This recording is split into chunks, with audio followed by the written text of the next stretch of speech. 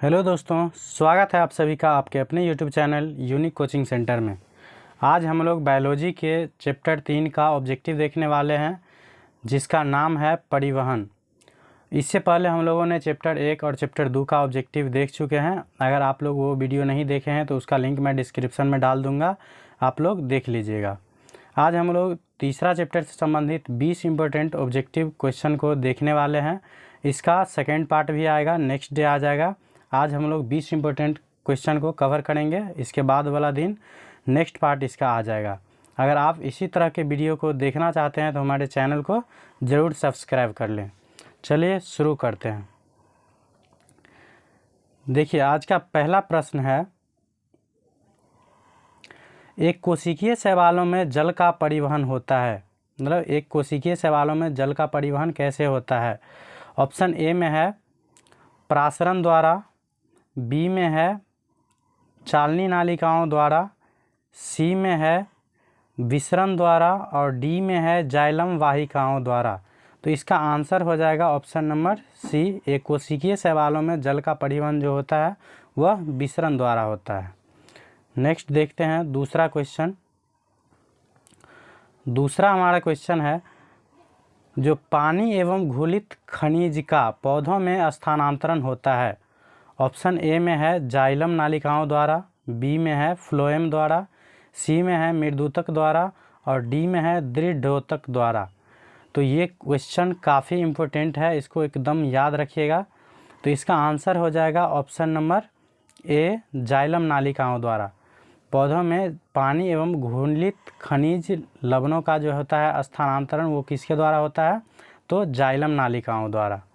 और फ्लोएम द्वारा बात कर ले तो फ्लोएम द्वारा पौधे में खाद्य पदार्थों का स्थानांतरण होता है। नेक्स्ट देखते हैं तीसरा क्वेश्चन। तीसरा हमारा क्वेश्चन है, जो पौधों में खाद्य पदार्थों का स्थानांतरण किस रूप में होता है।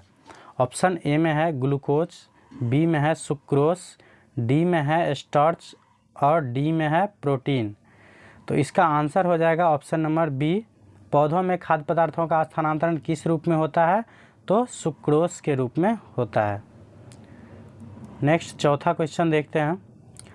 चौथा क्वेश्चन है हमारा, जो फ्लोएम से खाद्य पदार्थों का परिवहन पौधों में किस दिशा में होता है।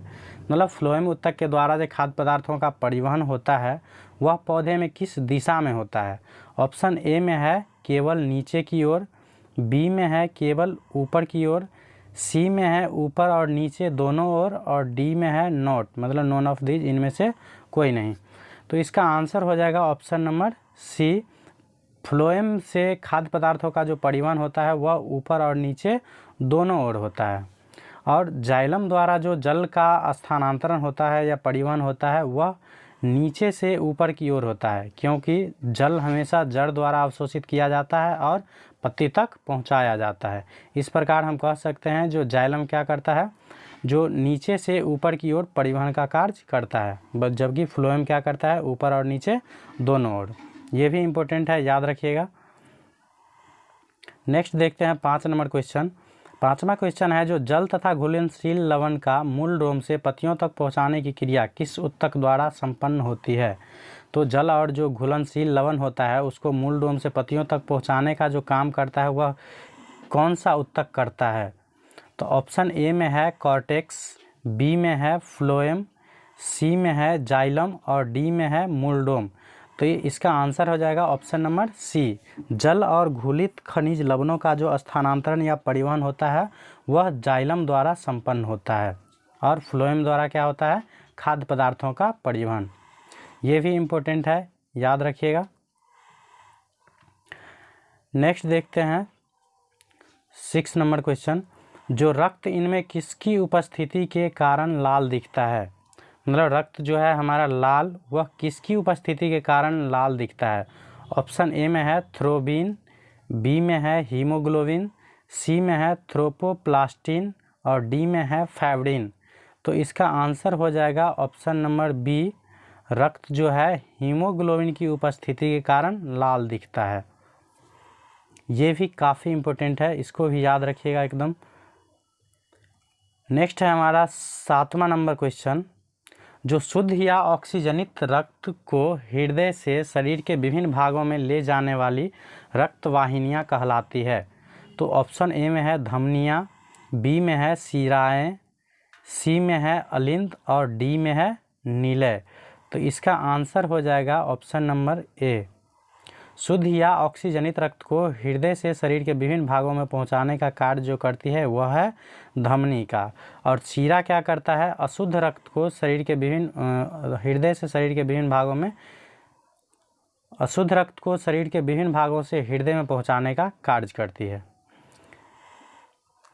नेक्स्ट देखते हैं 8 नंबर क्वेश्चन। जो हृदय के वेशमों का शिथिलन क्या कहलाता है? हृदय के वेशमों का शिथिलन क्या कहलाता है? ऑप्शन नंबर ए में है सिस्टोल, बी में है डायस्टोल, सी में है हृदय संकुंचन और डी में है तालबद्ध संकुंचन। तो इसका आंसर हो जाएगा ऑप्शन नंबर बी, डायस्टोल। एक होता है हृदय का शिथिलन और एक होता है हृदय का संकुचन। हृदय के वेशमों का संकुचन और शिथिलन। तो संकुचन को हम लोग कहते हैं सिस्टोल और शिथिलन को कहा जाता है डायस्टोल। ये भी काफ़ी इम्पोर्टेंट है, इसे भी याद रखिएगा। नेक्स्ट है हमारा 9 नंबर क्वेश्चन। जो रक्तचाप का सामान्य से अधिक हो जाना क्या कहलाता है? रक्तचाप का मतलब हो गया बीपी, ब्लड प्रेशर जो है हमारा जब सामान्य से अधिक हो जाता है तो उसे हम लोग क्या कहते हैं? ऑप्शन ए में है हृदयघात, बी में है हाइपरटेंशन, सी में है हाइपोटेंशन और डी में है सिस्टोलिक प्रेशर। तो इसका आंसर हो जाएगा ऑप्शन नंबर बी। जब रक्तचाप सामान्य से अधिक हो जाता है तो उसे हम लोग हाइपरटेंशन कहते हैं और जब सामान्य से अधिक हो जाता है तो उसको हम लोग हाइपोटेंशन कहते हैं। तो इसका आंसर ऑप्शन नंबर बी हो जाएगा। ये भी काफ़ी इम्पोर्टेंट है, इसे भी याद रखिएगा। नेक्स्ट है 10 नंबर क्वेश्चन। जो रक्तचाप सामान्य से कम हो जाना क्या कहलाता है? तो रक्तचाप सामान्य से कम हो जाना क्या कहलाता है? ऑप्शन ए में है हृदयघात, बी में है हाइपरटेंशन, सी में है हाइपोटेंशन और डी में है सिस्टोलिक प्रेशर। तो इससे प्रीवियस क्वेश्चन में हम लोगों ने जिक्र किया था जो रक्त दाब सामान्य से कम हो जाना क्या कहलाता है? तो हाइपोटेंशन। और हाइपरटेंशन क्या था? तो रक्त दाब का सामान्य से अधिक हो जाना। तो याद रखिएगा, ये भी काफ़ी इम्पोर्टेंट था।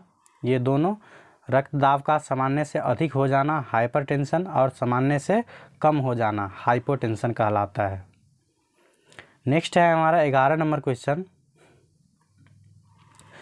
11 नंबर क्वेश्चन है जो रक्त का तरल भाग प्लाज्मा आयतन के हिसाब से पूरे रक्त का करीब कितना प्रतिशत होता है? तो ऑप्शन ए में है 25%, बी में है 35%, सी में है 55% और डी में है 75%। तो इसका आंसर हो जाएगा ऑप्शन नंबर सी। रक्त का तरल भाग जो प्लाज्मा होता है वह पूरे रक्त के आयतन के हिसाब से लगभग 55% होता है। बाकी 45% में क्या होता है? रक्त कोशिकाएं पाई जाती है। 55% में क्या होता है? सिर्फ रक्त प्लाज्मा। इसे भी याद रखिएगा, काफ़ी इम्पोर्टेंट है। नेक्स्ट है 12 नंबर क्वेश्चन।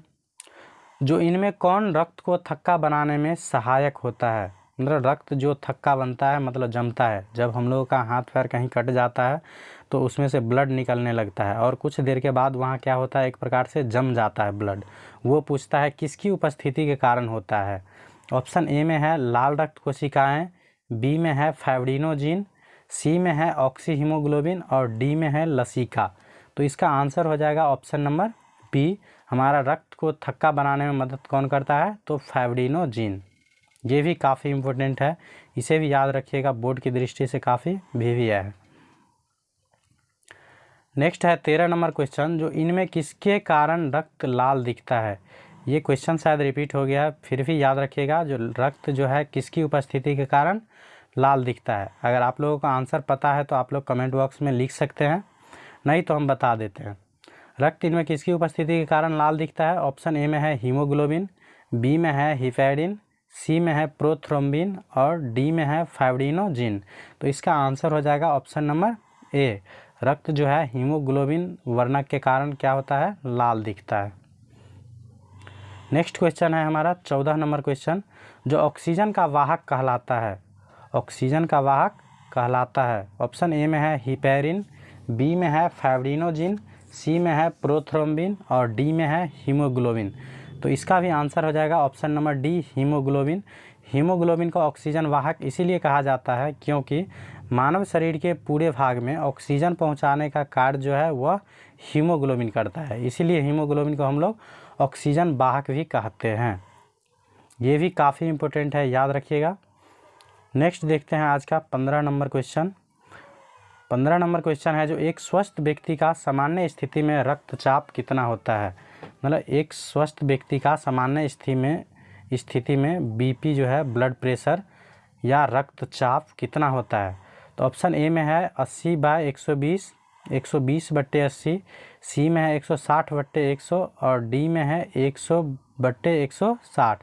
तो इसका आंसर हो जाएगा ऑप्शन नंबर बी। सामान्य स्थिति में जो है एक व्यक्ति का रक्तचाप कितना होता है? तो 120/80 mmHg होता है। ये भी काफ़ी इम्पोर्टेंट है, याद रखिएगा। नेक्स्ट देखते हैं आज का 16 नंबर क्वेश्चन जो रक्त है। रक्त क्या है? ऑप्शन ए में दिया है तरल संयोजी ऊतक, बी में है वास्तविक संयोजी ऊतक, सी में है कंकाल ऊतक और डी में है एडिपोज ऊतक। तो इसका आंसर हो जाएगा ऑप्शन नंबर ए। रक्त क्या है? तो एक प्रकार का तरल संयोजी ऊतक है। और बात करें कंकाल ऊतक का, तो कंकाल ऊतक हमारे शरीर में जो हड्डी होता है उसे हम लोग क्या कहते हैं? कंकाल ऊतक। और एडिपोज ऊतक ये त्वचा में होता है। तो त्वचा हमारा एक प्रकार का क्या है? एडिपोज ऊतक। और हड्डी क्या है? कंकाल ऊतक। नेक्स्ट है 17 नंबर क्वेश्चन जो पौधे के बाहरी वायवीय भागों द्वारा जल वाष्प निकलने की क्रिया कहलाती है। पौधे के बाहरी भाग वायवीय भागों से जो जल वाष्प निकलता है उसको हम लोग क्या कहते हैं? ऑप्शन ए में है अवशोषण, सी में है उत्सर्जन, बी में है उत्सर्जन, सी में है वाष्पोत्सर्जन और डी में है परिवहन। तो इसका आंसर हो जाएगा ऑप्शन नंबर सी। पौधे के बाहरी वायवीय भागों द्वारा जो जल का निष्कासन होता है या निकलता है उसे हम लोग क्या कहते हैं? वाष्पोत्सर्जन। नेक्स्ट है 18 नंबर क्वेश्चन जो मैमेलिया वर्ग के जंतुओं के हृदय में कितने वेश्म होते हैं? तो मैमेलिया वर्ग के जंतुओं के हृदय में जो है कितने वेश्म होते हैं? ऑप्शन ए में है 1, बी में है 2, सी में है 3 और डी में है 4। तो इसका आंसर हो जाएगा ऑप्शन नंबर डी। मैमेलिया वर्ग के जंतुओं में जो है हृदय 4 वेश्म में बटा होता है। जैसे मनुष्य का हृदय भी कितना होता है? 4 वेश्म में बटा होता है, जिसमें 2 अलिंद और 2 निलय होता है। दायां अलिंद, बायां अलिंद, दायां निलय और बायां निलय। इसे भी याद रखिएगा, ये भी काफ़ी इम्पोर्टेंट है। मैमेलिया वर्ग के जंतुओं के हृदय में 4 वेश्म या कक्ष होते हैं। नेक्स्ट 19 नंबर क्वेश्चन देखते हैं जो रक्त प्लाज्मा में निम्नांकित किसकी मात्रा सबसे अधिक होती है? रक्त प्लाज्मा में जो है इनमें किसकी उपस्थिति मतलब सबसे अधिक होती है? ऑप्शन ए में है प्रोटीन की, बी में है अकार्बनिक अणुओं की, सी में है ग्लूकोज एवं वसा की और डी में है जल की। तो इसका आंसर हो जाएगा ऑप्शन नंबर डी। रक्त प्लाज्मा में जो है सबसे अधिक क्या पाया जाता है? जल पाया जाता है। और कितना पाया जाता है? तो याद रखिएगा लगभग 90% के करीब जल होता है रक्त प्लाज्मा में। नेक्स्ट देखते हैं आज का लास्ट क्वेश्चन 20 नंबर जो रक्तचाप की किस उपकरण से की जाती है? मतलब रक्तचाप की माप होगा, रक्तचाप की माप किस उपकरण से की जाती है? रक्तचाप मतलब ब्लड प्रेशर जो है हमारा वह किस उपकरण से मापी जाती है? ऑप्शन ए में है स्फिग्मोमैनोमीटर, बी में है लैक्टोमीटर, सी में है इलेक्ट्रोकार्डियोग्राम और डी में है स्टेथोस्कोप। तो इसका आंसर हो जाएगा ऑप्शन नंबर ए। रक्तचाप मतलब ब्लड प्रेशर जो है वह स्फिग्मोमैनोमीटर के द्वारा मापा जाता है। और लैक्टोमीटर की बात करें तो यह दूध की शुद्धता की माप की जाती है। तो पूछा जाएगा अगर दूध की शुद्धता किस उपकरण से मापी जाती है तो वो होगा लैक्टोमीटर। अगर ब्लड प्रेशर पूछा जाए मतलब रक्तचाप तो वो होगा स्फिग्मोमैनोमीटर। चलिए आज का क्लास हम लोगों का यहीं तक था। Thank you for watching. अगर आप लोगों को यह वीडियो पसंद आता है तो अपने दोस्तों के साथ शेयर भी ज़रूर करें और हमारे चैनल को सब्सक्राइब कर ले इस प्रकार के वीडियो को देखने के लिए। हम कंटिन्यू साइंस का ऑब्जेक्टिव लाएंगे, साइंस ख़त्म होने के बाद हम दूसरा चैप्टर भी स्टार्ट करेंगे। तो इस प्रकार के वीडियो देखने के लिए चैनल को ज़रूर सब्सक्राइब कर लीजिएगा। Thank you.